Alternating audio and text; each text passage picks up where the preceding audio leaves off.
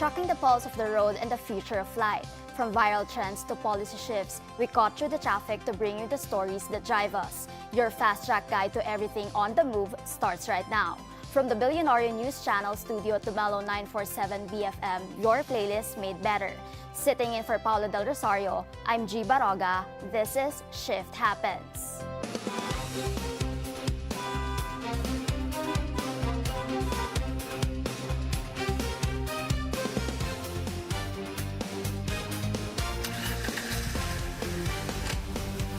As traffic worsens and commuting conditions remain difficult, millions of Filipinos continue to face daily challenges just to get to work, school, and home.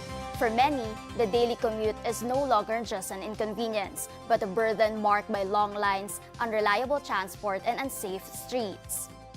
Despite efforts to improve the system, gaps in public transport, lack of safe infrastructure, and car-centric policies continue to make mobility inaccessible for many.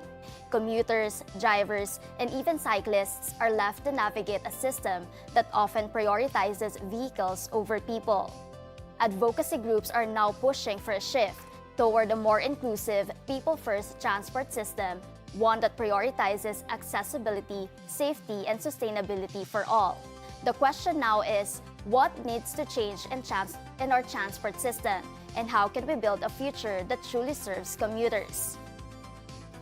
To help us better understand the current state of transportation and the push for people-centered mobility, we are joined today by Lou Gepuela, Director and Secretary of AltMobilityPH. Thank you so much for coming over, Lou, and welcome to Shift Happens. So first things first, so Lou, you are a road safety champion and you advocate for safe, inclusive, and sustainable transport. Yes. Off the air, we were talking about the upcoming Road Safety Month, which is next month, May. Yes. So with the current fuel crisis that the Philippines is facing right now, and even other countries actually, do you see the situation improve? We have a ceasefire right now, and so fuel prices are nag-roll back na. So do you see this situation improving somehow for the transport sector, or may kulang? What else should be done? Well, it's a system shock, we have to admit that. And I'd also like to think that government, having gone through this already, has a contingency plan for the next time this will happen.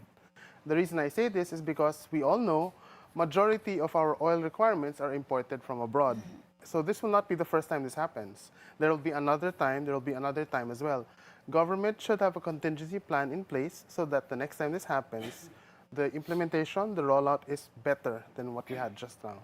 Okay, you focus on pedestrian infrastructure, cycling, and public transport over private vehicles. Yes. Let's first focus on public transport. So since the war started, we all know how it affects everyone, especially people in the transport sector. Yes. So with what's happening, how would you describe the current? Of course, yung affected kasi it's not just the commuters, it's also the drivers, operators. So we had on the show several representatives from different sectors, from the bus workers to jeepneys, even TNVS groups. So right now, how would you describe the current state of commuting in the Philippines and the metro and specifically? Okay, let's put first things first. People who use cars are a minority of road users. The majority are commuters, pedestrians, cyclists, and so on. Having said that, we would like to see greater public transport supply. This means more jeeps, more buses, and so on. The reason I say this is because I think we can all agree a vehicle that brings more people is a better use of gasoline instead of a car that brings 1 or 2 people. So we need to increase the public transport supply. Pero the problem here is we have a regulator, the LTFRB. That's their job. They're supposed to regulate the transport supply. Pero we also know na may crisis nga sa langis. So the people who use gasoline, diesel, and so on, these are the jeepney drivers, tricycle drivers, and so on. Because they cannot afford it, they will choose not to run their vehicle anymore, which reduces the transport supply. So government has to step in, either through service contracting or what they call libre sakay, so that we can increase the public transport supply. Because the less there is public transport supply, the harder it will be for people to go around. You've mentioned about service contracting. Yesterday, we had the representative of bus employees here, and he mentioned that actually, walang malinaw na guidelines ang LTFRB when it comes to service contracting. When it comes naman sa mga TNVS, we all know na may mga issue dun sa distribution of ayuda, and unfortunately, meron pang mga cases na, may mga nangyaring hindi maganda. So, what do you think should the government, what is lacking with what the government is doing? Ano yung mali? Ano yung kulang on their part? Let's give a good example for service contracting. For the people who live in Quezon City, it's a QC bus. It is contracted by the Quezon City LGU so that it brings people around for free. The problem is when the LGU operates that where they collect money already. Problema yan because you get into the jurisdiction of LTFRB. There has to be a clearer legal mandate. We have to amend local government code so that LGUs can operate their own transport system, collecting money. They operate it as a business without LTFRB interference. That's where the problem is. Kasi LTFRB, I mean, it is their jurisdiction, pero if an LGU can run things better, like what we saw during the pandemic, why should LTFRB take a look into that when they cannot even run their existing jurisdiction? Would you say that it would be more efficient if it's the Quezon, Any the LGU, local government yes. units? Any LGU can run it, I think, better because they know the needs of their constituents than LTFRB, which is a national agency. I think we've seen that again during the pandemic. LGUs can run it, just give them the legal authority to do it. Because I think the sticky part is when the LGU starts collecting fares, that's where LTFRB gets into problems, because that's their jurisdiction. If we just make it clearer sa local government code na LGUs can operate and collect fares, then I think we'd have a better transport system. So aside from all these service contracting, we also have other modes of public transport, such as the EDSA busway, Yes. the trains. Yes. A big issue right now with the EDSA busway, I'm sure you know this, that there is an upcoming marathon and they will use the EDSA busway, the whole stretch of that, for this as a venue. And of course, AltMobilityPH, along with other advocacy groups, are not for it. So, and latest development I've seen online is that si General Torre was saying na minimal lang daw yung effect nito sa traffic. What is your take on that? It's good that we're promoting active people walking, running, and so on. That's a good thing. But remember, the EDSA busway is there because you serve a greater majority of people using the road. Again, let's go back. It is private car users who are the minority.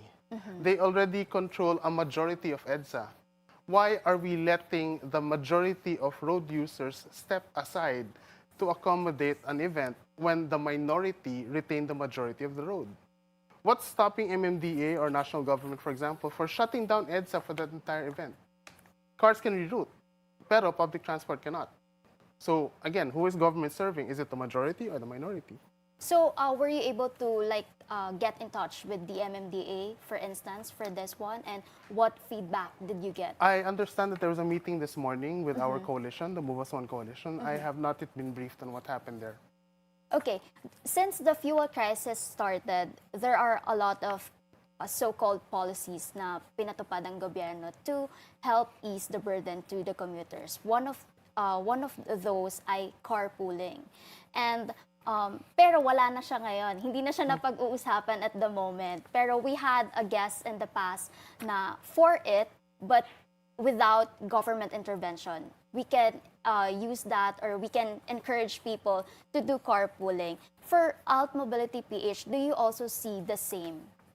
The more people we can put into less vehicles, the better. And I remember, this is probably a decade ago, but I had colleagues, co-office mates then, who would carpool because they all lived in Quezon City. They would carpool to the office in Ortigas.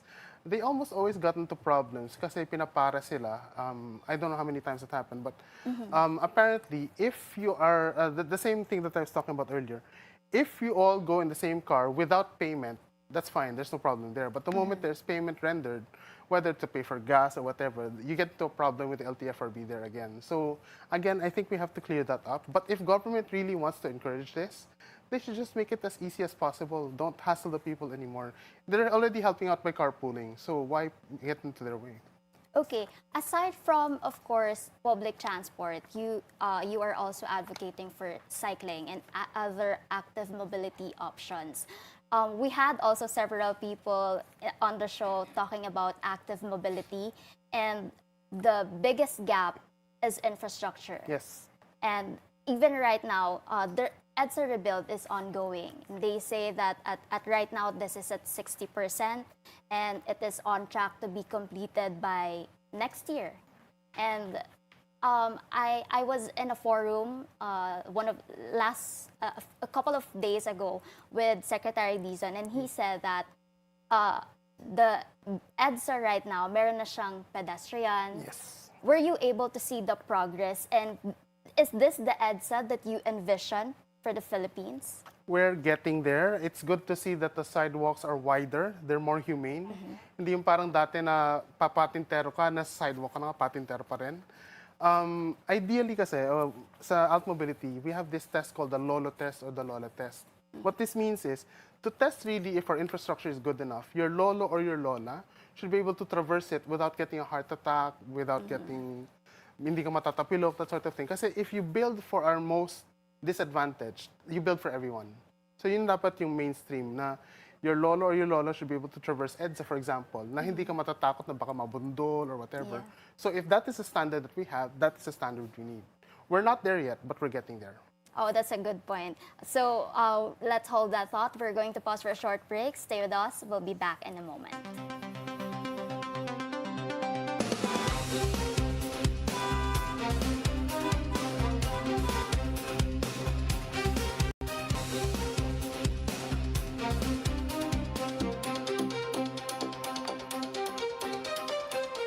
And we're back. This is Shift Happens. Let's continue right where we left off. We're still joined by Lou Gepuela, the Director and Secretary of AltMobilityPH. So going back, Lou, before we went on a break, you said that we're not there yet.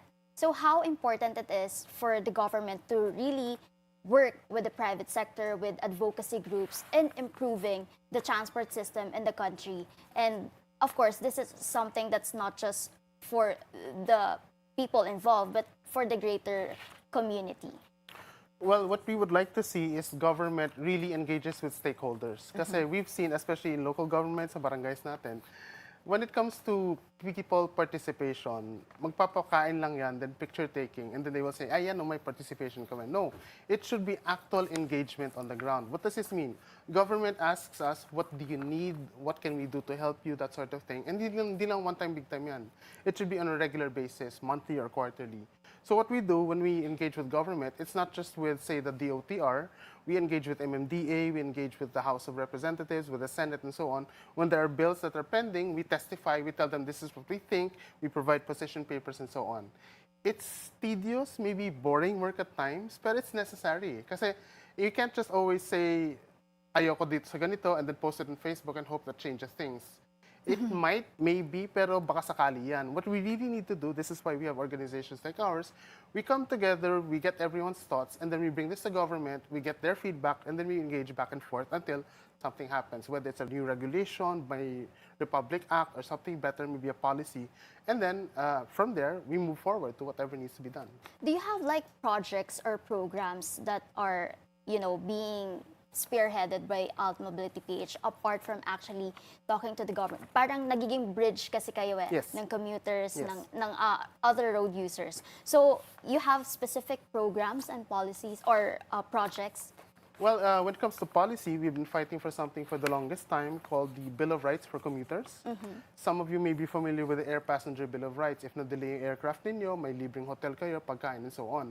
But that's only for airline passengers. We would like to see, for commuters in general, there should be an office for commuters at DOTR. There should be an office for commuters at the LGUs. Why? We all have feedback when we travel, when you take the tricycle, the bus, the jeepney, whatever. We should be able to give that real time to that office so that the office can tell the LGU, can tell DOTR, this is what we're seeing on a daily basis. This is the top 3 irritants that the passengers want to get fixed, that sort of thing. And we also want them there para may institutional lens si commuter. Meaning, from design pa lang, sa blueprint pa lang, may perspective na si commuter. So that we do not have things like Mount Commuting, for example. We do not have that bridge crossing passing to BGC na afterthought si commuter, si pedestrian, si cyclist. Ideally nga, from the drawing board pa lang, naka-incorporate na doon. Bakit? when we have these things that are already built in cement and then they only put the pedestrian pathway or the cyclist pathway as an afterthought, even for persons with disabilities as an afterthought, doon pa lang problema na yan eh. Meaning, sa umpisa pa lang, hindi naisip ng gobyerno yung mga vulnerable users natin. Yeah. That should stop. Okay. You've mentioned earlier about the Philippine Road Safety Action Plan. One of our senators is Senator Gie Barroga. In a forum I attended also, he said that the main reason road safety crashes and accidents mainly caused by cars Yes, and that's true. motorcycles. That's true. And yung urbanization is also a factor. That's why it's important to have city and town planning. Yes. Which is parang, would you say in the Philippines, we had that? Under the law, we have that. Under local government code, we have the development councils at the barangay, city, municipal, provincial, regional level. But when it comes to road safety, we do not have a national agency. I mean, we have DOTR, yes, but we do not have a national body or board to actually take a look into road safety. We have a task force road safety in DOTR, pero the problem there is the people who are already in task force road safety are also busy doing other things. Yeah. So nobody is focused into road Also safety. the agencies. It's also the Yes. transport agencies Yes. who are part of that task force. Sa road crash incidents, Luno, motorcycle riders, they are often called Commuter kamote riders, riders. yes. And one factor is, of course, yung driver education. And may gap na naman dyan when it comes to our government policies and our government agencies. And yung mga fixers sa LTO, problema pa rin siya at the moment. Although, do you see ba that, because they are saying na yung LTO is now doing their job, so to speak, but as someone who actually represents the commuting public and, you know, the other motorists, pedestrians and all of that, do you see that happening or not? Well, I wish I brought that book, the Philippine Road Safety Action Plan. That's the third iteration already of PRSAP. This was launched in 2023. It's now 2026. Okay. The problem here is government loves on publishing these things. Pero when it comes to actual implementation, don't no problema. It's not being implemented because we don't have funding for it. We have asked Congress for this for the past couple of years. They put in 100 million at the bill. When it comes to the actual ratification, pagbotohan na, nawawala siya for some reason. May tumatanggal. Malamang napunta sa flood control yan. So again, if government is really serious about road safety, they have to fund it. Otherwise, naglolokon lang tayo dito. Funding, sa funding, what do you see is, you know, most needed at the moment? We need a dedicated office when it comes to road safety. Hindi yung part-time na empleyado from DOTR or other agencies. It has to be really someone whose main job is road safety. Otherwise, we're not going to make an impact. We need to fund that office, number one, at the national level. Number two, we need funding for programs. Meaning, again, in the Philippine Road Safety Action Plan, sa PRSAP, it's all very well written. It's a really good document. But again, the implementation is the problem. It cannot be implemented because, number one, there's no funding. Number two, there's no dedicated person to actually do the thing, to do the coordination with the other agencies and so on. So if government is serious, give us a few million or 100 million or so. That's a start pa lang. And remember, the Philippine Road Safety Action Plan, the third iteration was launched 2023. It's supposed to be until 2028. 2026 na. We're past the halfway point. We have not really moved on PRSAP. So what are we doing here? Okay. Would you recommend advocates such as AltMobility, Move as One Coalition to actually spearhead the task force, the dedicated office for road safety? And why do you think they are the best people to handle it? I'm actually in the middle of writing a letter to the DOTR about that because one of the laws that we have passed a few years ago, there's a national commemoration for victims of road crashes and so on, usually held every November. The Republic Act that created a committee for that. So it's already in the law. We were thinking, we wanted to suggest to DOTR, since nasa batas na yan, let's use that for road safety. Doon na tayo mag-uusap ng road safety kasi that's part of the mandate anyway in the law. We told DOTR that back in November. They have not replied to us. So I want to do a follow-up na parang, hoy, ano na? Let's make this happen. Kasi the law is there, the structure is there. We just need someone to actually convene the meeting. And I'm wanting to write the secretary na parang, convene the meeting, kami na bahala magpatakbo. We just need the meeting to happen. Okay, so let's call on the DOTR to actually tell something about what's the progress, what is happening on that petition letter, if I'm not mistaken. So, since the crisis happened, a lot of shift happened when it comes to mobility. And not only, of course, you said earlier, yung mga car users, only a minority of the actual population. And we have also the others from yung commuters, hirap na ngayon. So, a lot of them shift to walking and cycling. But the problem nga, as we mentioned earlier, is yung infrastructure. So road safety concern pa rin siya. Yes. Our bike lanes are not protected. Yes. It's actually not a bike lane. No, it's a it's shared lane. Yes. Yeah, tell us about that. Well, sometimes government has this bad misconception na basta pinturahan mo, bike lane yan.